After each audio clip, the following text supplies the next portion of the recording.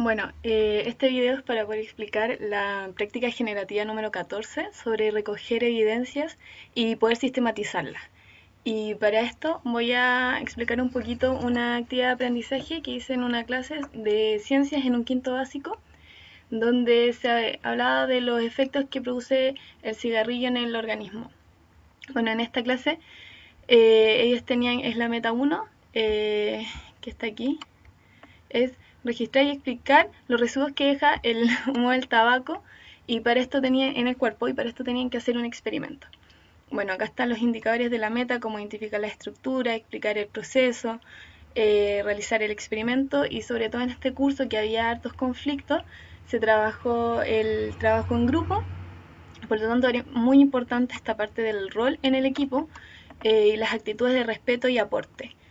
Entonces, quiero mostrarles un poco el panorama sobre recoger evidencias. Primero que nada, nosotros a partir de nuestra meta de aprendizaje generamos un instrumento, ¿cierto? En este caso era una guía de aprendizaje de un informe de laboratorio. Después tenemos un instrumento de evaluación, porque esa guía no es solo revisarla, porque ahí nosotros nos da una idea general, pero tenemos que analizarla según los indicadores que teníamos arriba. Entonces el segundo paso es tener un instrumento para revisar esa guía.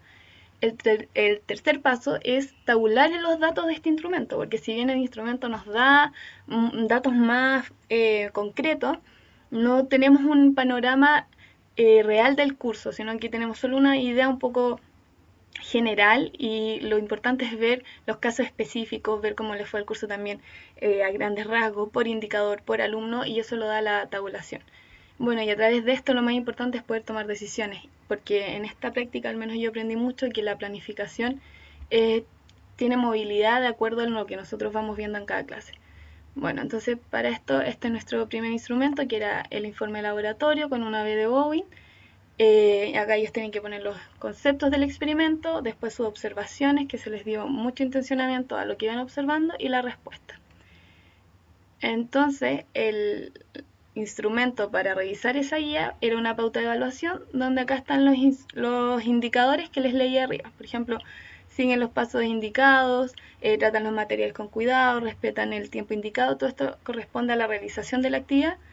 Responden a la pregunta, que lo importante acá era que ellos se dieran cuenta que hay un cambio de coloración en el algodón producto del humo del cigarro. Y después también está la evaluación de lo actitudinal.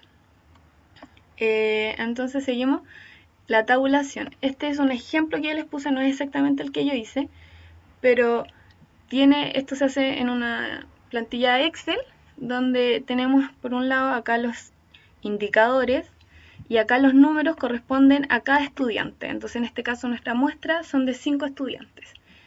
Entonces uno acaba rellenando, el estudiante 1 tuvo, no sé, tal puntaje, o lo tuvo logrado o no logrado, en el indicador siguen los pasos indicados en la hoja, y así. Entonces nosotros después podemos ver cómo le fue al curso o a nuestra muestra en total por indicador, y a la vez vemos los resultados acá abajo por alumno. Entonces este nos da un panorama muy general. Ahora lo vamos a ver aplicado en el curso, en el quinto del año pasado. Bueno, acá está de un modo distinto, porque yo puse los indicadores arriba y los estudiantes hacia abajo, para que quedara un poco una forma más ordenada. Entonces acá los puntajes iban del 1 al 3, de no logrado, medianamente logrado y totalmente logrado. En este caso el curso tuvo un muy buen desempeño, lo que podemos ver porque yo coloreé de verde los puntajes más altos, de rojo los más críticos, y en este caso no puse naranjo, que es los que están en un nivel medio. Entonces podemos ver acá, como les dije, como acá están los alumnos por alumnas, y acá abajo por indicador. Entonces vemos que el indicador D es el menos logrado. Vamos a la tabla y vemos cuál es el indicador D, y este indicador sí o sí hay que reforzarlo. Y por estudiante vemos que la estudiante 5, la estudiante 9 y así son estudiantes que están con un bajo desempeño. Entonces, por ejemplo, ¿qué decisión podemos tomar? En la clase siguiente, las alumnas que están con verde las podemos sentar y hacer trabajos con las alumnas que están con rojo, o en una discusión productiva decir a la alumna 15,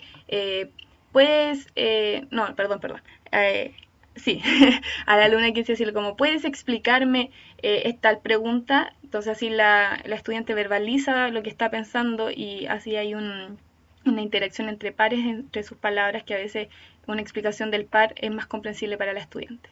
Acá esta es otra clase, una clase donde ellos tenían que hacer un organizador gráfico y se seleccionaron distintos indicadores. Acá sí puse los estudiantes horizontalmente y los indicadores verticalmente y tenemos el mismo proceso. Vemos el detalle de cada alumno y su desempeño total y vemos el desempeño por indicadores. Entonces acá vemos que el indicador mejor logrado es identificar los síntomas de las enfermedades, que están en verde y están muy bien logrados. Estos son los indicadores que hay que reforzar y este es el que sí o sí tenemos que darle mucho más intencionamiento porque no está logrado. Y podemos hacer lo mismo, pedirle a las estudiantes que están con mejores logros, que ayudan a las que no, ir mezclando los grupos y así tomar distintas decisiones. Ahora les voy a explicar una tabla que nosotros tuvimos que hacer sobre el análisis de toda una unidad. Acá se agrupan los indicadores de toda la unidad y no solamente por clase, se analizan las evidencias y se van poniendo los desempeños, que son muy buenos, bueno, suficiente, insuficiente y total. Acá mi muestra era de 21 personas y fui tabulando los distintos datos. A partir de esto nosotros podemos, a través de Excel, que es muy simple, sacar gráficos. Entonces, en este caso podemos ver sobre la unidad completa los niveles de logro. En este caso el indicador 1 está bien logrado, pero tiene un 24% de suficiente. Entonces, sería bueno seguir intencionándolo. El 2, el 6 están totalmente logrados. Y por ejemplo, en un lado como lo que hay que fijarse porque no tuvo tan buen desempeño, el 9 que tiene suficiente con 29%, pero tiene un 71% de insuficiente. Nos vamos arriba y vemos que el 9 es reconocer los efectos, no, distinguir los niveles de consumo de tabaco en comparación a otros países, que eso fue algo que yo no intencioné tanto en la clase, por lo tanto se vio el resultado de que no tuvo tan buen desempeño. Y así podemos ir haciendo distintas comparaciones a través de la tabulación de los datos. ¿Qué nos permite esto? Tomar decisiones, pero tomar decisiones basadas en evidencia, considerando lo que es mejor para el curso. Y no de lo que intuimos cuando revisamos la guía, sino como realmente ver qué es lo que se puede mejorar y qué no. Lo que a mí me sirvió mucho, por ejemplo, en esto, es armar nuevos grupos y también a alumnas, por ejemplo, aquí habían alumnas que están con rojo, que participaron toda la clase, pero que al momento de hacer la guía no tenían tan claro los niveles, o sea, no tenían tan claro los conceptos, o alumnas que estaban muy calladas y que resultaron haber comprendido todo. Entonces, nos va dando un panorama muy específico por alumna y a la vez muy general por indicadores.